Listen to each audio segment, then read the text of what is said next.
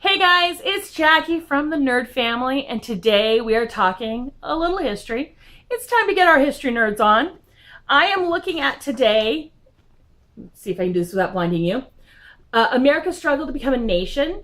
It's a curriculum. I have here the student textbook, and I also have the teacher's guide. This is not a sponsored video. I was sent these products for review and consideration, but I was not compensated, and these are all my opinions. I can say I love it, I can say I hate it, I can say whatever I want. I did not, promise anything to anyone. So this is Understanding the Foundations of Freedom is the subtitle, and it's by Rick and Marilyn Boyer. And this is a great little set. It's aimed at grades 4 through 6, but I am doing it with all 4 of my children, kind of as a review for my high school student and my junior high student. And this set, let's get to some of the nitty gritty of it. This is the teacher's guide, and the teacher's guide is where you're going to find all the worksheets and quizzes. And they are perforated, so you can just pull them out. This is chapter 1's questions. And each chapter has 1 page. And so there is a layout. Let me go to the beginning of this layout. So you see here a layout. And it says like week 1, day 1. Why was there war for independence? Read pages 7 through 12 and answer questions 1 through 5 on page 17. So it lays it out as a full academic year with 4 quarters, 2 semesters. And the worksheets this has 15 questions, and then they always have like a project on the back where you can pick a project to do with your students.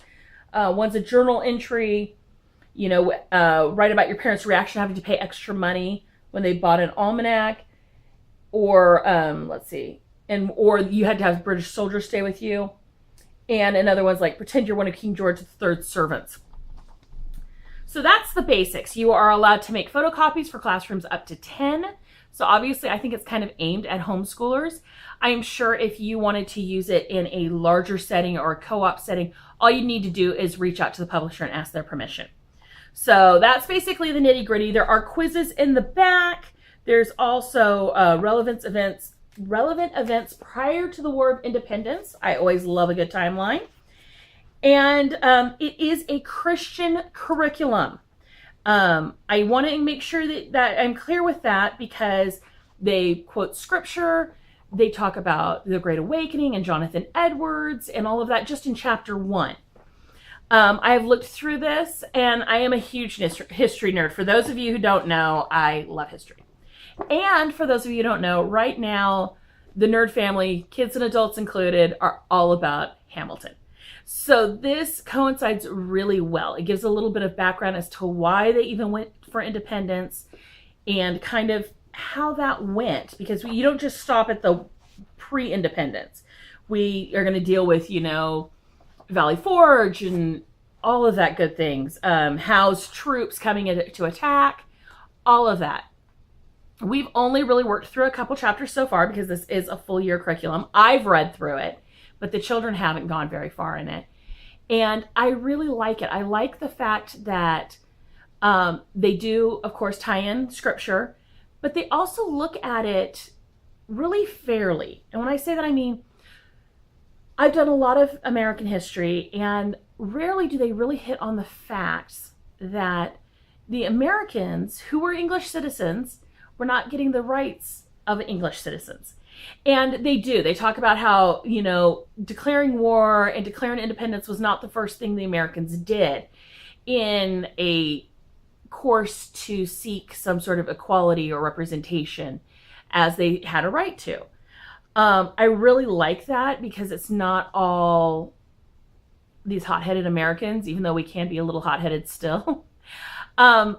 I do love the fact, and I'm sure that this is coincidence, I doubt the Boyers were, watching Hamilton as they wrote this, but in the first chapter alone, you are referred to Jonathan Edwards, who is Aaron Burr's grandfather, and the quote of "Pride goeth before the fall," which is something that Aaron Burr tells Alexander Hamilton in Act 2.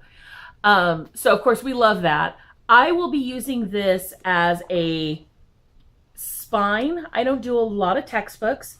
It reads really easily. It gives a really great overview. And I'm going to also create some internet treasure hunts or history hunts, as I like to call them, to coordinate with this to give us a fuller list of facts for the children to memorize. But I really like it. It seems really nice, well written, and really interesting. They use a lot of really great images in this. I really like that. That is the one thing I like about history books. Instead of just using real books, you see pictures of what John Adams looked like. You know, you see, you know, this is the Bostonian Pain, the Exciseman, or Tarring and Feathering by Philip Daw. You know, these are famous pieces of art and notable pictures throughout history. And I really appreciate the fact that they did place these in here just so the kids can get some familiarity, because there are certain pictures we all know that you see that you don't know what they're from. And so I like that. On the whole, this seems really great. We will continue working through it. You can pick it up at Amazon, and you might be able to pick it up in a couple other places. I'll include a link down there. And I do want to thank Master Books for sending me this to review. And if you're looking for a light, laid out for you history curriculum for your kids that are in 4th through 6th grade, I highly recommend this right now. So have a great day. If you like these kind of curriculum reviews, please give this video a thumbs up. If you're looking for a specific subject or have some thoughts on other history things that you really like, please leave me a comment. I live on your comments. Make sure you subscribe, and make sure you come back and see what other great funny videos we have. Have a great day. Bye.